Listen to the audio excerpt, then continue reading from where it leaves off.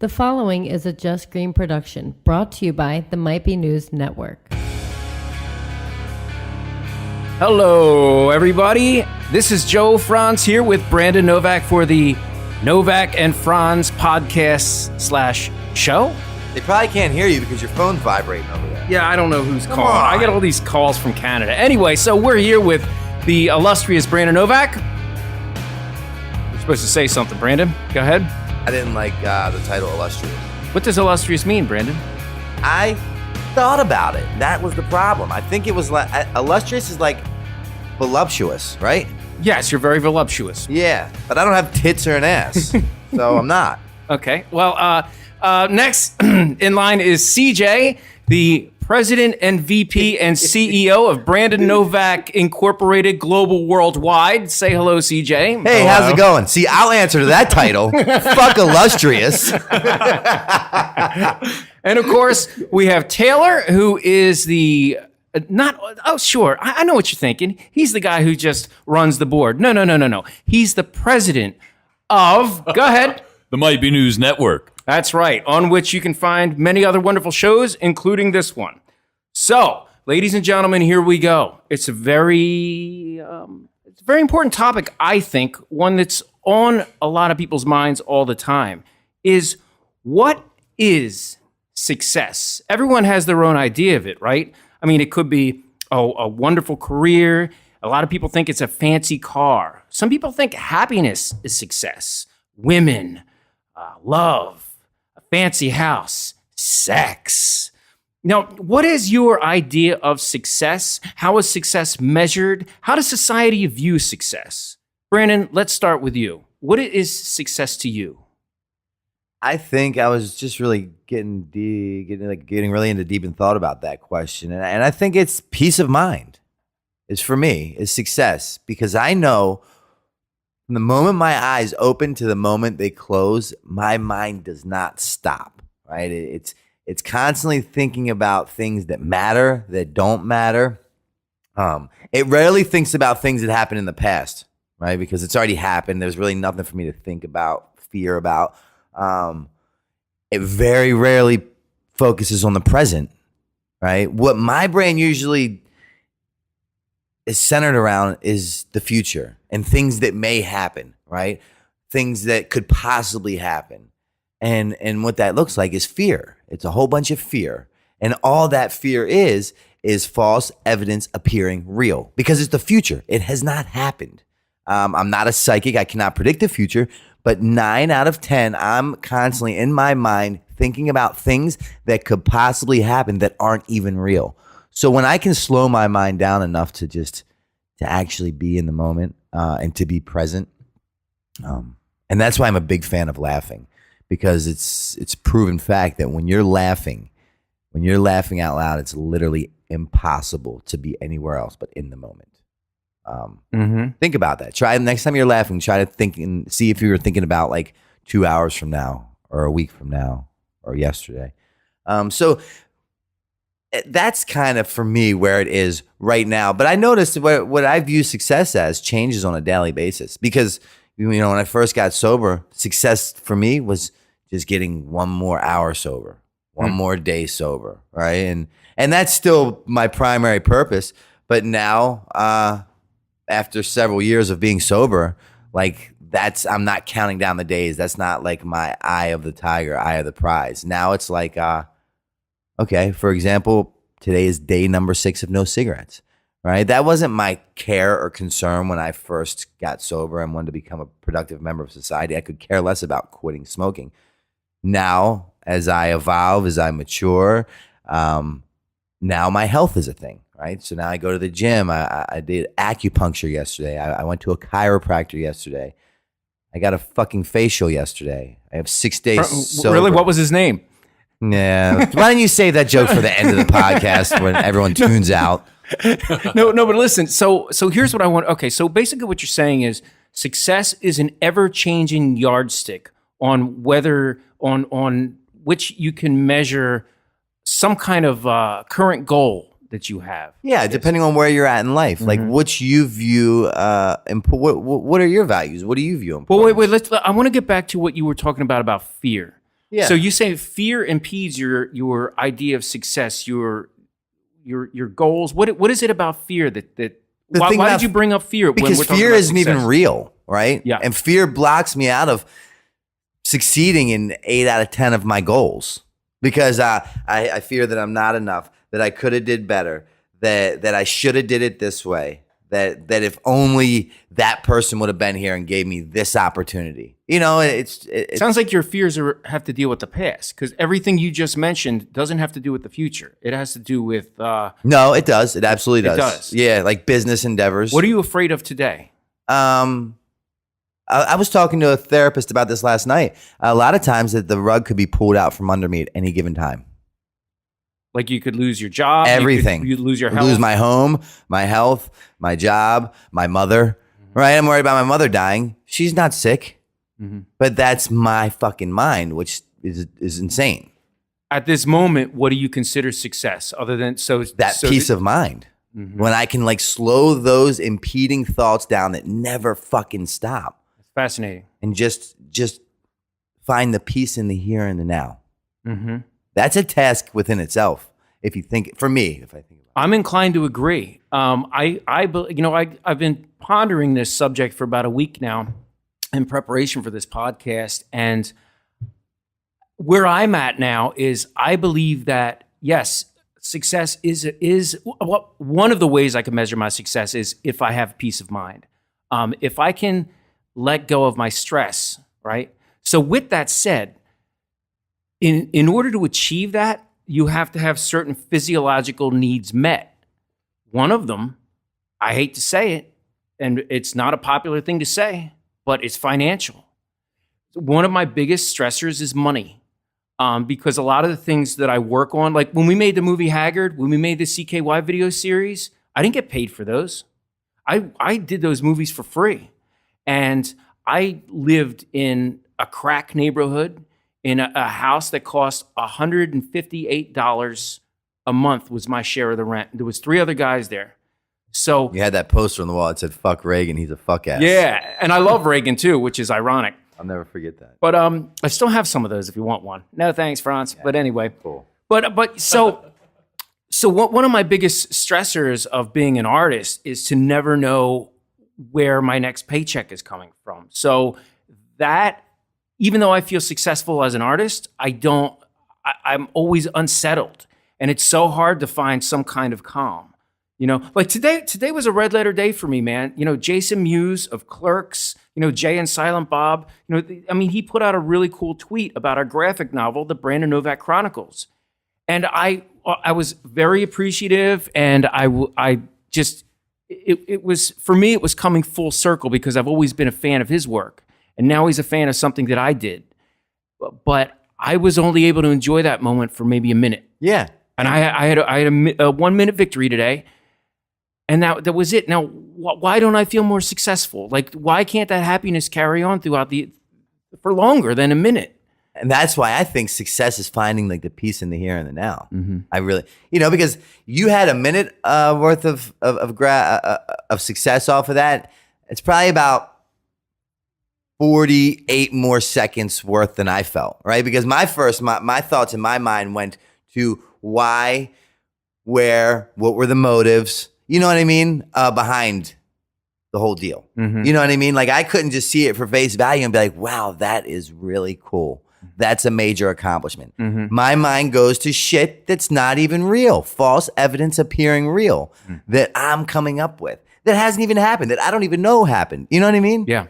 Do you remember when you first started through your journey of sobriety in the summer of 2015? There was a moment when you couldn't get your laundry done. Yeah. Do you remember you had a meltdown? Describe that, because at that moment you had everything you've always needed to have in order to break away from your addiction. The only thing that was holding you down was this thing that had you in its grasp, and it was killing you. You finally escaped it, yet not having your laundry done was like a domino effect in your mind. Your whole life would fall apart. Yeah. Describe that moment. Well, okay, so for years, right, the abnormal had become the normal. I was living on an animalistic level. I'm sleeping in abandoned houses. I'm bird bathing in a sink of a fast food joint. I'm shitting in buckets, right? So there's no normality to my life at that point. Finally, by God's grace and mercy, I end up in a treatment center. And the pain was the motivating factor that drove me into like finally getting the help, right? Pain was great enough. Therefore, pain motivated me into like changing. Changing became open-minded. Then I became willing to do what they were suggesting. So now I jump in there and I'm starting to follow all their suggestions. The open-mindedness is there. I'm willing to do whatever you say because I finally accepted that my way is fucked. It does not work. It gets me here every time. So they say, okay, get a routine, get a schedule, something to buy your time throughout the day. Whatever you can do to stay out of here, our mind, right? Which is what I said. Success for me is finding the peace in the here and now. Yeah. Because my mind does not allow that. It never shuts the fuck up. So I said, okay. So I started, I'd wake up in the morning, right? I'd get on my knees. I'd pray. I'd make my bed. I'd get a shower. I'd make a cup of tea, go outside, have a smoke. The things really then I still do now, minus like the smoking. So fundamental activities become the foundation of your success as a sober person. Exactly. I see. The things that some might find very trivial and meaningless are like the foundation of which I've built my sobriety. Because you're not used to the mundane. No, the abnormal has become the normal. Yes. Right? So we're looking at about 40 days into this stretch now. About 40 days sober. I'm a little more confident about myself. I'm not so much like the minute to minute. Now I'm kind of hour to hour, right? I get a little bit of flexibility. So what my routine looks like at that point is I'm going to get to the end of the day where the towel comes into play. We have dinner at 5. Then we have outside speakers come in for a meeting from 7 to 8. From 8 to 9, I would jog this circle out front of the facility. Amazing how you still remember 3 years later your exact schedule. Yeah. I mean, that was for which, like, that's how I survived. Literally, it was like my lifeline. 7 to 8, I would jog 2 miles, which were 4 or 6 times around that track. I would come in. I would get a shower. I would make a cup of tea, smoke a cigarette, read a book, go to bed every night. Pray before I went to bed. And then one day I came back after jogging, and I had been doing this routine for about 40 days now. Yeah. And my towel did not come back from the laundry. The launders didn't bring my towel back. And my roommate, TJ, this big, intimidating guy from Brooklyn. I remember him. He saw me pacing. And then he said, yo, B, what's wrong? What's wrong? I said, my towel. I said, what do you mean your towel? I said, my towel didn't come back.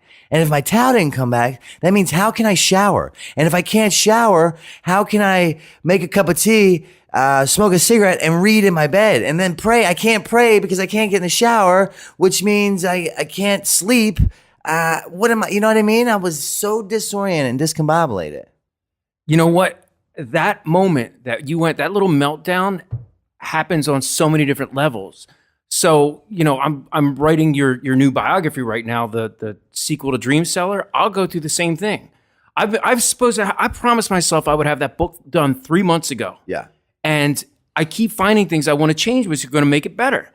And every time I reread the book, I'm finding things I'm like, oh my God, you're like, I'm never going to get this book done, which means I'll never get reimbursed for all the time I spent and all my mortgage money and all the bills that I I'm stacked up on trying to get this thing done. And then, you know, I mean, there was a point, CJ, didn't I call you and say, dude, I'm a month away. I'm gonna get kicked out of my house. Then I lose my truck. Then you were already there. Yeah, I was already there. He had I'm the fine. whole list. Yeah. There's like 30, 40 things on the list. Like, this is going to happen. And then he already planned out. Yeah, I was already homeless. And 3 months down the road, this would be the end of the road. Yeah. And we're here. And did any of those things happen? Nothing, no. Not one of them. Everything worked itself out. False evidence appearing real. Hasn't even happened. But I'm projecting the future. In my mind, I'm the judge, the jury, the executioner. I've been sentenced to death fucking years ago. I'm just waiting for the electric chair to get turned on. Oh, well, it looks like we have a caller who's going to weigh in on their idea of success. Hello, caller. Frantz, Novak, what's up, dude? How are you? Hey, man, success, it's all about influence, man. It goes beyond money and stuff. When you start doing stuff and your words and actions start affecting other people, that's what success is. Describe that a little bit more. In what ways can your influence on other people be a success? Like, for instance, like in my example, I had a group of friends, college ages, and 19, 20, and when I, if I was just an average person, going ahead and telling them, Oh, CJ, you dropped the call. He was making a First great call, and he point. fucking drops it. There we go. I didn't even touch anything. He hung up on us. See, and that wasn't even false evidence appearing real. That was just the reality of what the fuck CJ does. That was an unsuccessful call. Yeah, that was very unsuccessful. Well, no, I got to pick up where he left off. Sorry for that caller. That was not intentional, but I think I was picking up what he was putting down. Yeah. Like when I started caring about myself and the image that I was projecting to other people because I knew people were taking heed to what I was doing, I no longer would hold a cigarette in a picture, right? I did not endorse cigarettes in photos, which that's all I used to do. Oh, yeah. Because I knew. Your favorite photos, you always had that cigarette dangling from your lips. I will not do that. Now I don't have to worry about doing it. I don't hide it. But even like up to 8 days ago when I was still smoking, if I knew a camera was coming out, they were going to film, I would hide the cigarettes or put them away. Like I actually gave a shit. Which actually hit, yeah. So we got our caller back. Sorry. New caller. New caller. What the fuck? I don't know. Jesus Christ. I don't know what's going on here.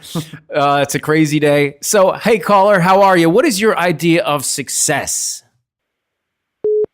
I can barely hear you guys. Success is, I feel like it's measured off of your failures and how you bounce back from a failure. I said the same thing when we started out and Franz asked me that question. He said, what is success? I said, I believe success is failure. And failure. Yeah, can you give us an example, caller? Maybe something that happened in your life or something that you've observed from the world at large? I through the past bunch of years, I've been dealing with addiction and falling down as far and deep as you can go with that. And then coming back now, I got a full-time job. My family is happy with me. And I feel like I feel successful just to be able to bounce back from a really deep low. What is the worst it got for you? Worst it got for me? Yeah. Being out of state, overdosing, having your parents have to come to a different state to see you in the hospital, not knowing if you're going to be alive or not, or wake up from what happened. To that's about as bad as it got for me. I mean, as bad as it got for everyone else. I mean, it was worse for me, but the way I put everyone else through stuff was definitely my lowest. And how long have you been sober? About a year. It was last July, not this past one, the one before. So a year and however many months that is. I've not like in depthly been keeping track, but I've been clean and sober from that point on. And Brandon's story has really touched me. It's actually funny because I'm from Ocean City, Maryland, and I idoled all those guys. And it was back, I forget, a few years ago, and Brandon, when he went to jail with for like warrants or something, but I ended up meeting up with Rubbish somehow. I was working. Oh God, I feel sorry for you. So, God, no. But I actually went and picked up Brandon with Rubbish from jail, and at that point I was still idolizing everything that was being like how everyone was living. So I don't know. I don't know. And that had some kind of effect on you, which helped you with your sobriety. I guess it must have been years afterwards. I looked at everything that was going on as like I should be that way, but then as soon as he got sober, I was like, wow, I was like, it's possible for anyone, and it just leads to be a better life in general for everything and everyone. In your day-to-day life, when do you feel the most successful? What events happen that make you feel like you've reached a successful place?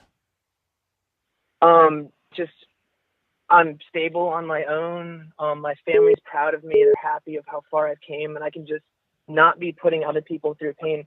Not necessarily me on a monetary level. I'm not making killer money, but just to make everyone else happy and be a sustainable human being I feel like I've not like reached like as successful as I can possibly be, but I definitely feel like I've succeeded on something that before I would not have been able to. Wow, that's a beautiful story. That's amazing. Thanks, Hey, man. can you do me a favor and hit me up on private message and Facebook? Maybe I can interview you about what you went through to pick up Novak. Might be fun. Yeah, dude, that'd be cool. That'd be insane. All right, brother, hit me up. Hey, thanks for calling, man. God Bye bless. bye. Do we have another caller? Oh, okay. Sure, we will. In a Yeah. second. So, so let's get back into Taylor. What is your idea of success? What do you think it means? What does it mean to you? Small battles. I put goals in front of myself. Not that I know that I can achieve, but just kind of goals to get me through not just the day either, but just for me, I'm a very creative person. I've been making music, producing music for about 10 years, and to me, just finding that outlet was success for me. Finding a way to express myself is success. It's all about Novak has said a million times, perception. It's how you view it. I just like being myself, doing things that are important to me, things that express myself to other people. I've successfully made music. Now I'm successfully making podcasts. But you mentioned that these weren't your words, but you also mentioned that your grasp or your reach should be just beyond your grasp to make goals which are achievable but difficult to realize. Yeah. I mean, because you want to challenge yourself, because if you're not challenging yourself in your life, then you're just kind of being stagnant, right? Mm-hmm. So like I want to do things that are beyond what I've done before. And you can see that in each show that I do, each song that I make, whatever the case may be. I always try to kind of push myself to not just be different, but to also go beyond my normal boundaries. Yeah. So to speak. Yeah, challenges are important. Oh, hey, looks like we got another call here. Hello, caller. Welcome to the show. Hi, I'm so excited to talk to you guys. Hi. So, Hey. what is your what's your opinion of what success means to you? Well, for me personally, especially these last 4 years, success and failure have become kind of the same thing. And my reason for saying that is that my husband and I have gone through ridiculous life stuff, and you never know what life is going to throw at you. For instance, my husband hit his bottom with alcoholism right before we got married. He disappeared for 4 days, and we had to find him, and he was really sick, and it took him another couple months to get sober.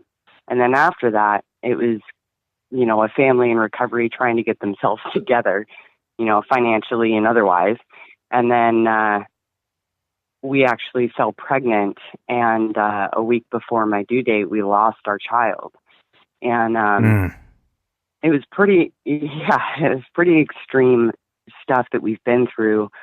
Our son Brody was diagnosed with autism recently, and the other day the reason why I called is the other day we were sitting out on our deck drinking coffee and talking about this very same thing, about the fact that deciding what a successful life is really a matter of perspective, because we started off behind, right? But way behind the curve as a couple and as a family. Mm-hmm. And now, we're both sober and we're taking care of our kids and our home, and we have a safe home, and it's clean, and it's, life is crazy with kids and all, but it is life, and we signed up for that. Mm-hmm. And whatever that means is whatever life throws at you.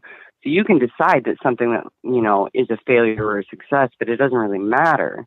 I think that focusing on it really doesn't do us any good. I agree with that 100%.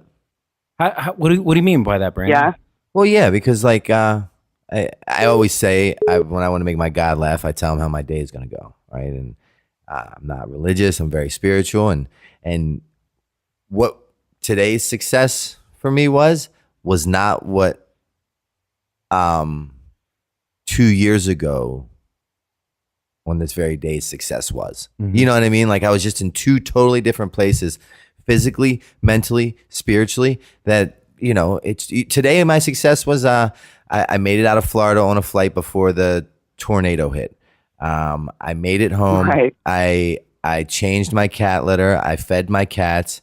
I took care of some errands, and then I made it here on time for a podcast. Right? That was not my my adversities that I had to conquer 2 years ago. You know, so they change depending upon where I'm at. And I believe what she was kind of discussing, right? Because I think what I heard in your thing is, you know, you're getting ready to get married. Your husband goes on a 4-day bender and shows up, you know, the day before, or the day after the wedding, you know, really sick. That day's success was like getting your husband through another day sober, you know, maybe. Yeah. And well, it's how that all happened was pretty fun. I've been in recovery for a long time, and you know, I had somebody ask me the day before we went looking for him. I finally went hunting for him, and they asked me, "Are you sure you want to marry all of that?" And I said, "Well, he's not a that; he's a he, and I can't prosecute him for having the same disease that I do, you know." And so the success of that day when we found him was cool. He didn't die, you know. Yeah. And I don't wake up worried that he's going to die every day anymore. Our successes look a little bit different. We've grown as people and in life, you know. So I agree with you on that. That, you know, we change. You know, I mean, I got sober when I was like 19, so wow. I'm 34 now. Life's a lot different, you know. Yeah, I mean, success to me used to be like coming up with $100 to go get $100 worth of heroin and not getting arrested when I went to buy it, and then getting back and not letting my friends found out I went and got it, you know, or that right. So it just changes on a daily basis. Yeah.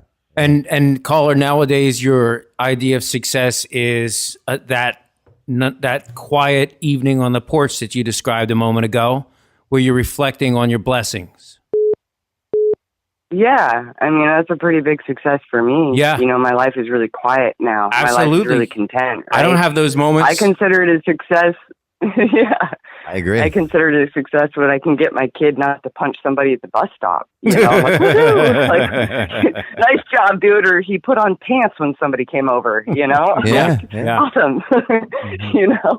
So it's a little different, but it's good, you know? And I think gratitude plays a huge part in all of it, you know, and we can decide what we want to be grateful for. My gratitude list has looked as simple as I remembered to brush my teeth today to I paid my bills on time for the last 6 months, you know.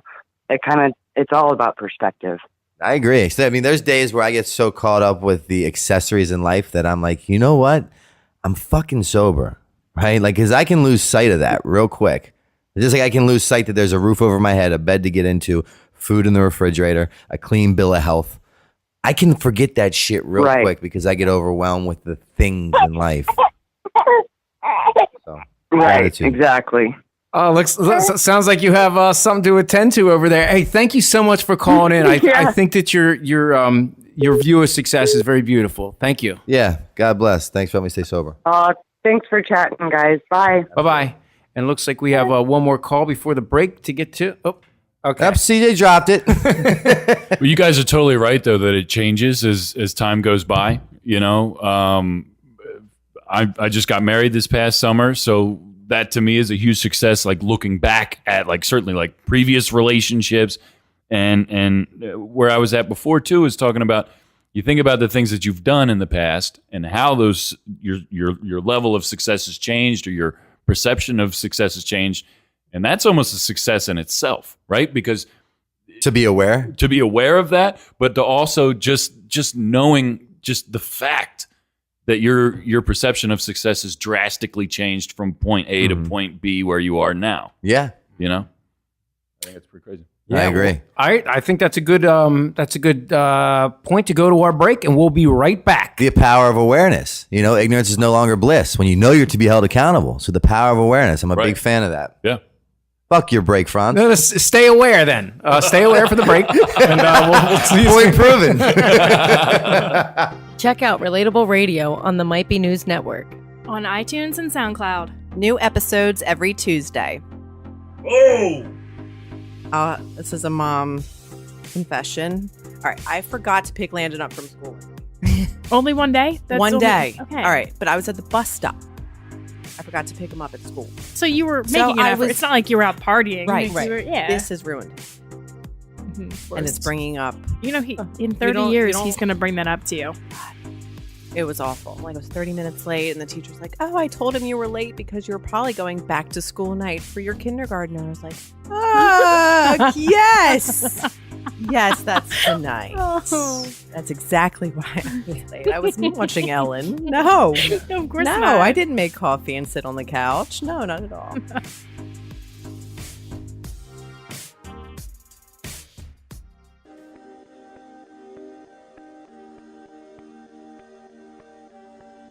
So Novak, your career has been insane and unimaginable to most.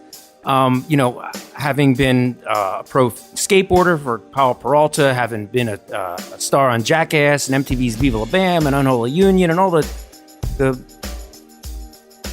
entertainment you've done over the years, and the fact that you were a hopeless addict on the streets of Baltimore. So I want you to bring us back to your worst moment in life. You know, the worst stage of your existence. You know, I don't know if this is going to answer the question, but I'm thinking this right now. I remember I do a lot of interviews and they say, what's the craziest thing you've ever done in your life? Yeah. What's the craziest thing? And they expect God only knows what answer, right? Because I did a lot of different things like you just explained. And I can honest to God from the bottom of my heart say the very craziest / scariest thing I had ever did in my life was walk in to that 13th Inpatient Treatment Center, May 25th, 2015. That by far, hands down, was the most scared I've ever been doing anything I've ever done in life, right? The doo-doo falls where I broke all my ribs, got a concussion, trumps that. In alleys getting robbed, letting men blow me for money to buy heroin, trumps that. Like, my mother buying me a plot, trumps that. I mean, it literally, it trumps everything.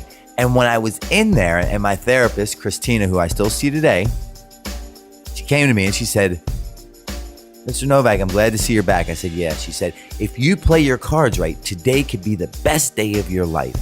And I looked at her. I'm standing before her with the clothes on my back. All I own is 8 scarves, 2 jackets, 3 socks, 1 stick of deodorant. It fits into that bag that doubles a pillow, 4 cigarette butts that I picked up off the ground, a needle, a spoon, and a restraining order. That's all I owned at 35 years old, walking into my 13th Inpatient Treatment Center. Never felt so low in my life. Never been so scared in my life. She said, if you play your cards right, today could be the best day of your life. And I said, what the fuck? Do you need a fucking urinalysis? Are you high? You know who I am. You know what I'm capable of producing. She said, no, if you play your cards right, today, right now, can be the best day of your life. What happens is she saw in me something I did not see in myself. 3.5 years later, looking back to that day where it was the worst day of my life at that time, has turned out to be the best day of my life. It far surpasses any books. It far surpasses any professional skateboarding career. Far surpasses any movies that I've been in. Prettiest women I've fucked. Anything external. Because that day, which I could not see at the time, has allowed me to get everything that I ever dreamed of, plus some. So your most desperate hour in your whole life gave rise to your best success. Yes, which is kind of like successes. When you asked me what I thought success was, I said, I think it's failure. But I couldn't see it at the time. That is fascinating. Did that answer your question? No, but I don't care because that was way better than what I originally asked. right. It actually was. It actually was. But you're right. That is not what I expected to hear. What I expected to hear was your idea of success of, being that score in that pill of dough. Well, okay. So what's interesting is, in your career, so as a professional skateboarder for Powell Peralta, your biggest success was, going to the demos, signing an autograph for fans at the age of 14, winning. I mean, dude, when you first got your skateboard at the age of, I believe it was, on your 7th birthday or your 8th birthday, I forget, but you were winning. I looked at the dates on your trophies. It was months. You were winning first place trophies within months of getting your first skateboard. Yeah. Now that's a success, right? So now time goes on, you're doing drugs, you're partying a little bit, everything's okay. You're enjoying the success. Now your standards start to go down. Yeah. And so, hey, getting expelled from school, it's not so bad. Having to quit the Palo Peralta team, it's not so bad. Losing your loved ones, it's not so bad. Getting kicked out of your home, that's not so bad. And now you are at a point when putting a needle in your arm was a big of a success as winning one of those contests at the age of 7. Yeah. That's crazy. Absolutely. If I could just come up with $10 today, like that is the equivalent of my pro model coming out for PAL. Right. Literally. You know, and it comes back to what my mother always told me at a very young age. Show me who you walk with and I'll tell you who you are. Right? That's the second time I've heard that quote today. That's so there's a pattern that goes in my life with that quote that I did not see developing until now, reflecting back. She always told me, show me who you walk with and I'll tell you who you are, which later on transcended into social acceptability equaling personal recovery, right? So social acceptability equals personal recovery, right? As long as which transcend. And then, all right, so let me try to display this to where it makes sense to you, right?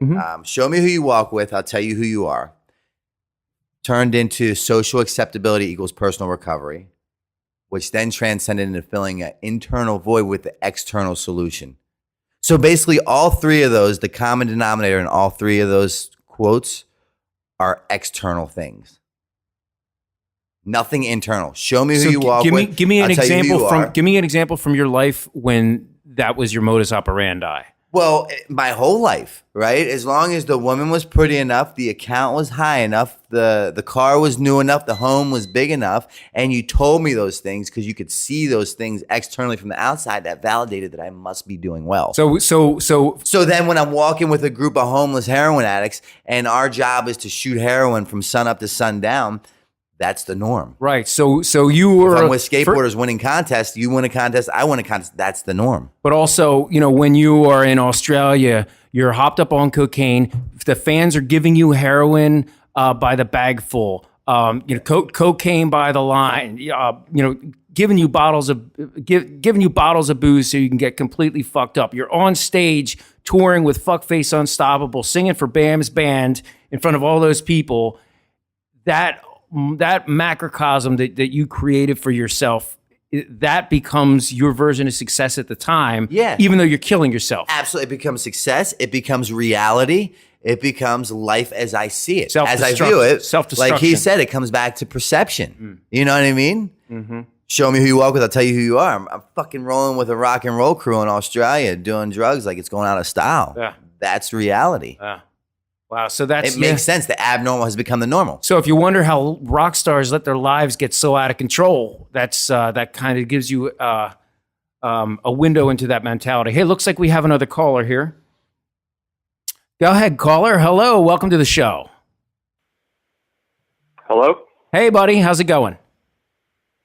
Good. I'm calling about the post about success. Yeah. What's your version of success? What do you think it is? What's it mean to you?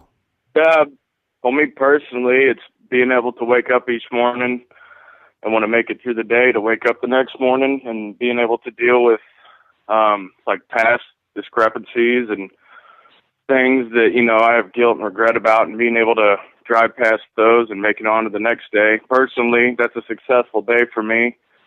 A lot of people equate it to money and like college education and how many millionaires have killed themselves in the last 6 years. Yes, exactly. You know what I mean? Yes.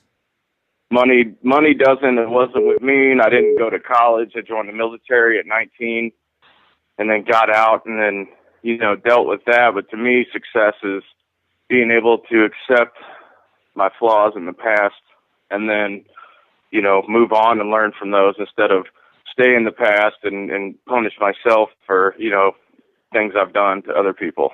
Success to me is just basically being able to keep your head up and take it one day at a time. Yeah, that's called being a real man. It's liberation from the chains of regret is such to be free from that bond is so important. A lot of people spend their lives looking back on the past, saying I should have, I could have, but I didn't. People are bogged down by jealousy and all these petty feelings, but to be able to let go of that stuff and move on, that is so important to success. And you're right. So many millionaires drink alone, and how many are committing suicide, and how many are fighting over petty little stuff on social media? It's pathetic. Yeah, it's just one of those things that we could all be so lucky to have millions of dollars, and then because as someone who doesn't make millions of dollars, it seems like like the ultimate paradise, but in reality, at the end of the day, you're stuck with yourself. And you're stuck with your life. You're you at the end of the day, no matter what life you have. Flash of the camera, or if you do a 9-to-5 job, or whatever. At the end of the day, you're stuck with you, and you got to accept it, and you got to learn to forgive yourself. I think is the hardest thing for people, to forgive yourself and to move on. Yeah, I know. I don't know a lot of millionaires. I've met maybe, and by met I mean like hung out with and that kind of a thing, with maybe about 10 different millionaires. And I probably met one or two that were really happy, which actually that kind of seems, that ratio is about what I've seen with general humanity. Very few people are happy, and the success of wealth and career and fame does not bring an overall happiness. To me, that's not what success is. And I think exactly a very valuable thing that you mentioned is success is being able to look at yourself in the mirror and not feeling regret.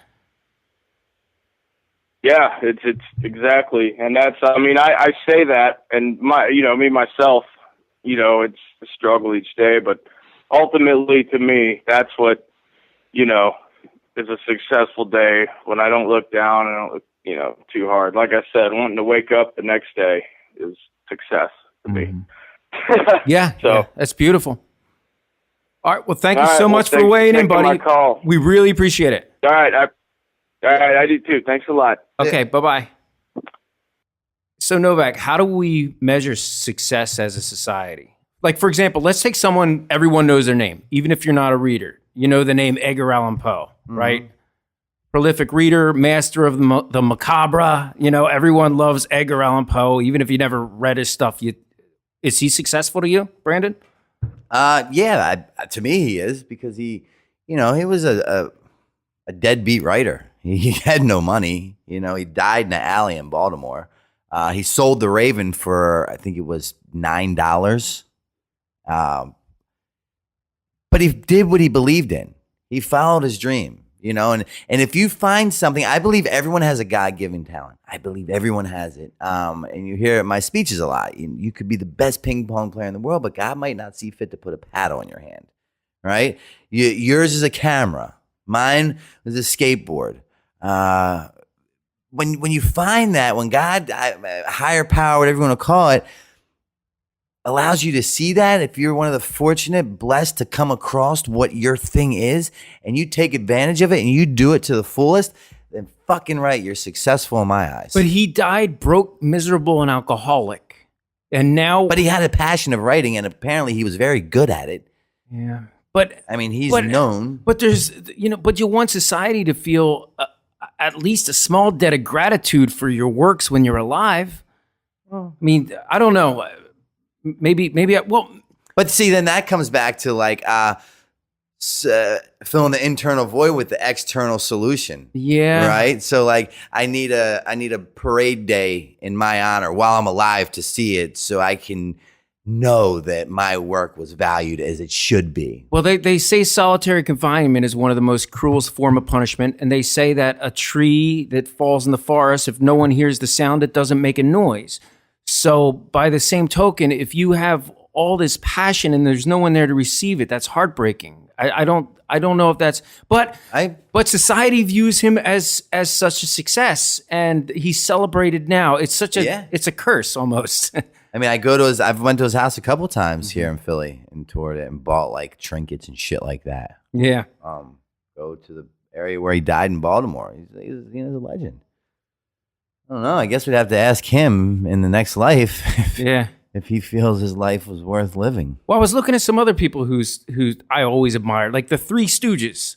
Right. Those guys, I mean, how can you not think they're successful? But they fought so hard to get what they wanted. They were severe alcoholics. They were having heart attacks left and right. They led very unhealthy lifestyles. And then when their brand of comedy kind of went out of style, they had to reinvent themselves, and they never really. When I see interviews with them when they were older, it doesn't look like people who were proud of what they did. It seems like they were always trying to play catch up and reap the rewards of their passions, you know? Who do you guys think are successful people? Steven Spielberg. Steven Spielberg, yeah. CJ? I think pretty much we're all going to list people that you see on entertainment and this and that and everything else. Yeah. Just because that's what society said is a standard. Well, like I say Steven Spielberg because you're talking about passion. You're talking about doing things your own way. I saw a documentary about him that showed me a lot of things that I didn't know about him. Just his overall vision and the ability to achieve that vision. Yeah. Even though it's maybe a painstaking experience. Mm-hmm. I mean, as a creative person, I can relate with that because it's just you have a vision, you need to get it out there somehow, whether or not people receive it or not. For example, I've successfully produced a few albums. Mm-hmm. A lot of people haven't successfully listened to them. Yeah. But I have successfully done that, and no matter how many people listen or no matter how many people even know they exist, I know that like that's a part of my life that I can go back and listen to or read, or if you're a writer or watch a movie or whatever, Mm-hmm. you can go back to that and just remember where you came from. Well, the most successful person that I know, this is going to surprise you guys. It's not George Clooney. It's not Tony Hawk. It's not any of these guys. You know who it is? It's a buddy of mine who I went to high school with. He's a garbage man. The reason he's the most successful is because he doesn't have any worries. Yeah. He doesn't mind his job. He doesn't stress. He has a health plan. He has a wife that loved him. And before he had the wife, he had a very successful dating life. He's funny. He's charming. He has a good sense of humor. He has a couple beers. He doesn't overdrink. He has a couple cigarettes when he's watching a football game. He doesn't smoke a pack a day. Peace of mind. He leads such a balanced life, and he's a garbage man. And people laugh at that. And I'm like, no, he's the most successful guy I know, and he picks up your garbage. Looks like we got a caller here. Hello, caller. Hello. Hey, welcome to the show. Thanks for having me. Do you have your view on success you'd like to share? What was that? What would you like to tell us, caller? I'm trying to change Novak's mind. Huh? From the video. So why do we have to measure our success by the amount of failures we have? We don't get the euphoria from success from failure. We get euphoria from success. That's a good point. I mean, it's a valid point. It's your point. I don't agree with it because I don't feel that, right? Like I feel it occasionally, but I would not have achieved those successes if it was not for those failures.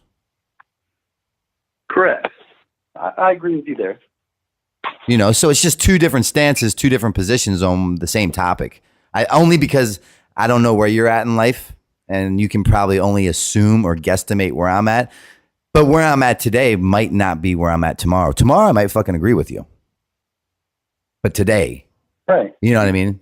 It is true though that self-improvement is contingent on your feeling of success, and so therefore I agree with you. I actually agree with both of you because I don't believe that you could feel successful unless you felt a little bit of failure, because then you don't feel like you improved yourself, and so therefore your efforts are not fruitful. No, it becomes like an entitlement. Yes, exactly, an entitlement. Yeah, I mean, who wants everything you ever try works out? You don't really feel a sense of accomplishment. I think Might become boring. Yeah. just succeeding all the time. Yeah. Also, failure gives you an opportunity to learn from your mistakes, which is a success in itself. That's true. So if you reflect on failure, if you reflect on bad times, dark times, you're learning about yourself and can teach yourself how to be better.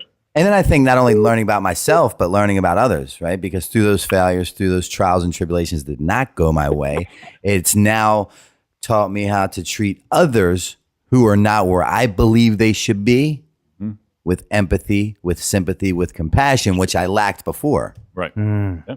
I never thought about that. Yeah, that makes sense. Huh. Well, caller, what's your biggest success in life? What was your most successful moment? What is my successful moment? Yes. My successful moment would be my thoughts on the meaning of life. So I reproduced and I created a human being. That to me is my success. That to me is also the meaning of life. Huh. Yeah, I never had a kid. I wouldn't know. How? Well, yeah. Hey. maybe you should start. What's that?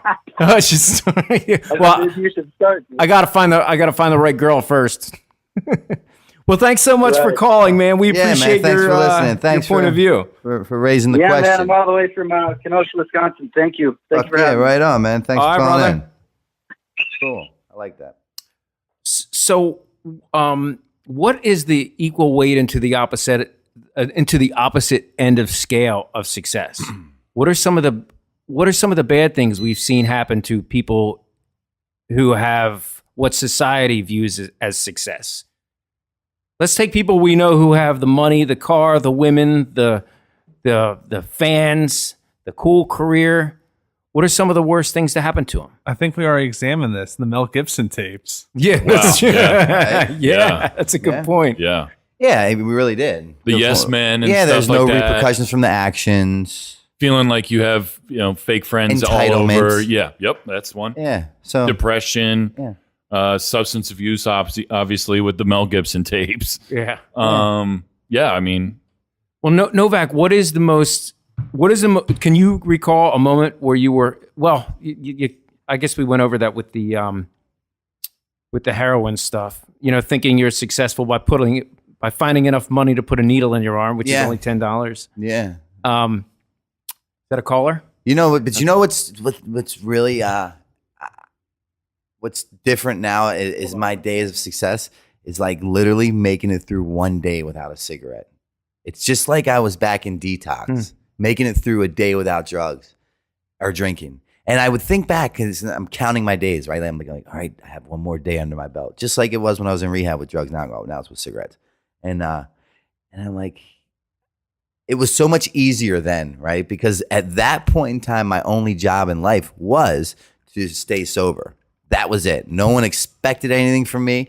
No one depended or relied upon me. I didn't have any obligations to meet, no work, nothing.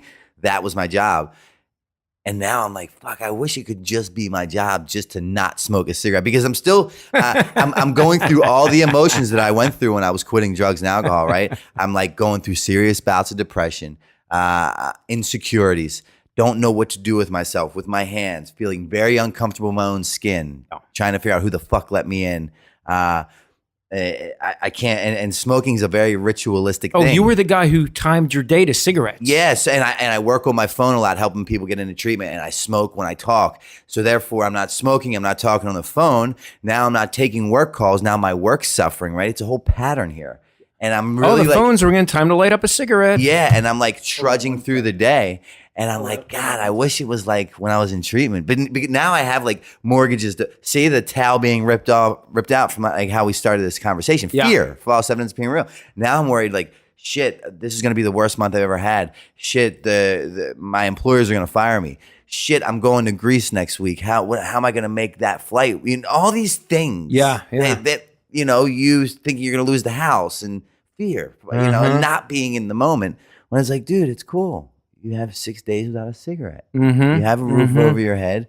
You have food in the refrigerator. You were smoking. I mean, how much? You were a 2-pack a day guy. I was about a pack and a half a day for 22 years, something. About 24 years. Jesus. Yeah. Man, it just. But now I go. Because everything you would do, you would like, oh, we're going to do the podcast. All right, let me get my cigarette. Yeah, it was We're done. Speaking of The patterns. thing, yeah. Time to call Uber. Yeah. Light the cigarette up. Yep. And like just like in treatment, but now I don't have the privilege to just have that be my job to make it a day without smoking. Like now I've acquired other things in life, accessories of life, and I can forget that fuck, I made it a whole day without smoking. I have noticed though your brain is you're definitely more less focused than you normally are because of the cigarette. Yeah, it's interesting that the lack of nicotine. It's just like treatment. Like I remember being in treatment, and I'd have all these thoughts and things that I wanted to say or do or voice my opinion, but I couldn't put the words to it, right? It was like a million pieces of a puzzle unput together and a fan just blowing them right in my head. That's a good analogy. And that's how I do it when I'm trying to do these conversations, and it's tough. It's really tough for me to make it through. But I do what they do in treatment. They said boys do what they want to do, men do what they have to do. You suit up and you show up and you put one foot in front of the other. So this is just that. No, what's funny is I could hear the audio of the caller was coming in. It looks like she's having a side conversation. Don't talk to her. Let's see if we can hear what she's saying. Turn her up. Are you guys talking about? Oh me? no, not at all. Hi, caller. What's going on over there? Joe Sounds and like Brandon. How you guys? good. Hey. Excellent. So the topic is what you think success means to you. That's right. Only to me, actually. Correct. Yes. Excellent. Well, I'd like to first start out by saying that a lot of people think that success is just money or, fame or whatever. Having a nice house, big cars, the biggest and best of everything. And I am the complete opposite. That stuff is great. Don't get me wrong. But I'm against complete material possessions. They don't necessarily give you success or make you happy. I don't know how to say this. Well, I would there's like to a. have a nice house.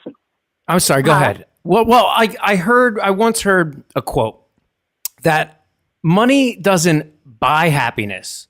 What it does is buy off unhappiness. Right. Is that true or false? I think that's true. It doesn't buy happiness. Okay, take, for example, somebody that wins the lottery, okay? 9 times out of 10 people that win, the lottery, they end up broke somewhere down the road. You see it all the time. Yep. They didn't know how to manage the money. Yeah, no, I'm saying you see that all the time.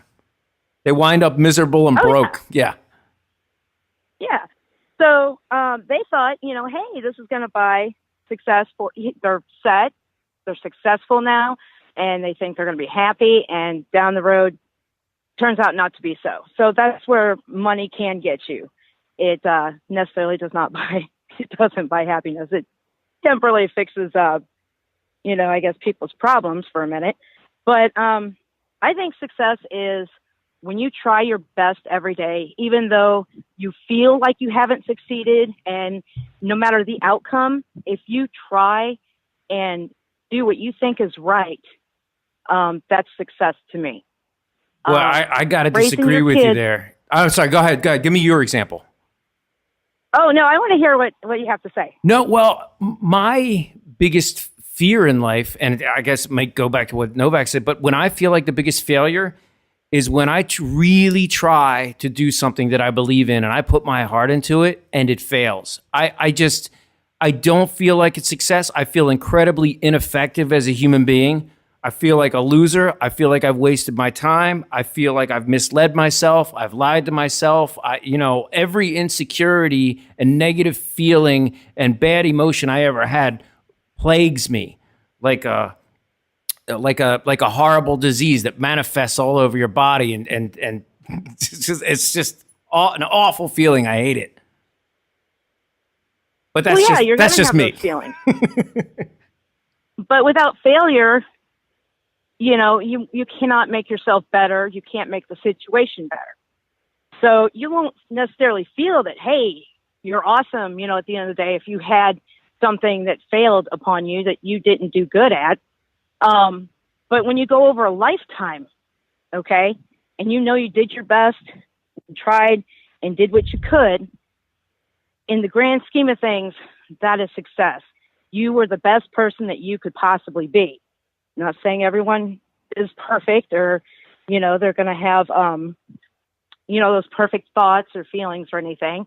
But, you know, overall, when you get through life and at the end of it, you look back, you know, and you sit there and think, hey, I gave it my best shot. You know, failure is, it helps you figure out, what am I trying to say here? Maybe it helps you reassess your goals. Yes. Excellent. Yeah. Or helps you to realize You're what your reading full my mind, and potential my mind could be. was drawing a blank there for a second. That's okay. But yeah, You know, they say it's like money's not I'm just important. but like we have to still look at on it what cloud you nine that I'm talking to you. believe. You know, my mother, right? I used to, everything my mother used to say, I used to think was fucking retarded, right? Nothing good happens after midnight or 2 a.m. Go to school, eat healthy, don't lie, don't steal, don't cheat. I used to think all that was fucking retarded, right? And now everything she told me now as a 38-year-old man, I could not agree more with or want to do or try to convey to other people, right? Nothing good happens after midnight or 2 a.m. That is so true. Don't steal, don't cheat, don't lie, eat healthy, go to school. That's all the shit that I'm trying to tell people. You know, it's just, I have changed so much along the way. You know, and now my hero, the person who I admire the most, is my mother, right? Is someone who's walking into a detox for the first time or the 15th time thinking that they can't do it. You know what's funny? What I take away from that story is you used to be, so your father was a drug addict, a cheater, a liar, an alcoholic, just, you know, a deplorable individual by many standards. Yes. He may have had a good heart underneath all that, but he let his demons get away with it. Used to be your biggest fear, you'd become your father. Yeah. Now, you want to become more like your mother more than anything in the world. But that's only after becoming my father. Right?